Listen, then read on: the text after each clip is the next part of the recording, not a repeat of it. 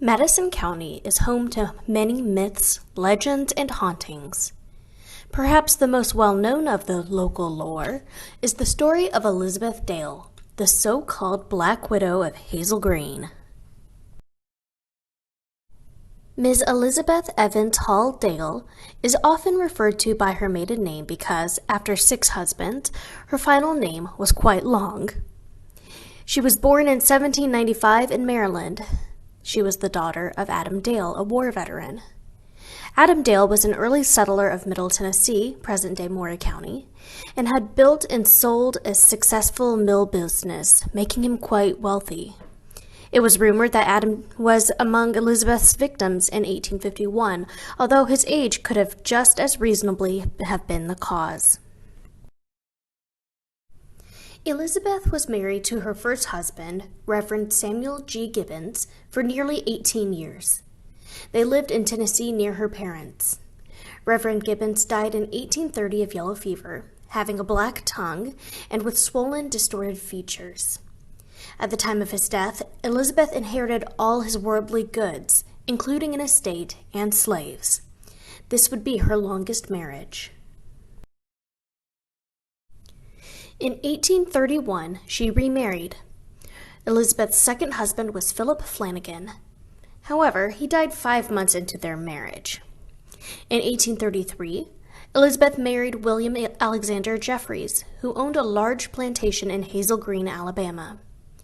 Storytellers say Jeffries met Elizabeth during her marriage to Flanagan, and once she was widow Flanagan, Jeffries went to Tennessee to court and to marry her. On his land in Hazel Green, he built a 4-room log cabin in which to live. They had 2 children, a son and a daughter, and at Jeffries' death, a mere 5 years into their marriage, Elizabeth once again inherited his entire estate. In 1839, Elizabeth married Robert A. High, a member of Alabama's House of Representatives. With him came a substantial amount of land, but unfortunately he died 2 years later in 1841. In 1846, Elizabeth married Absalom Brown, a wealthy merchant. His wealth, along with her substantial existing wealth, allowed Elizabeth to build a bigger house on her inherited plantation in Hazel Green. An enslaved master builder and a crew of other craftsmen built the house over a year.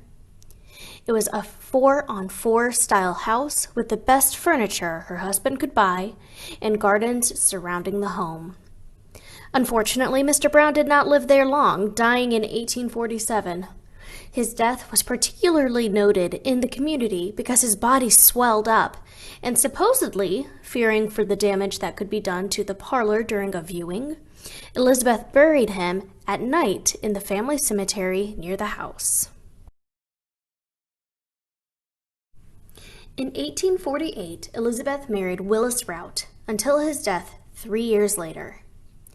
Rumors started churning with Mr. Route's death, perhaps because Elizabeth's own father had died while living with them only months before.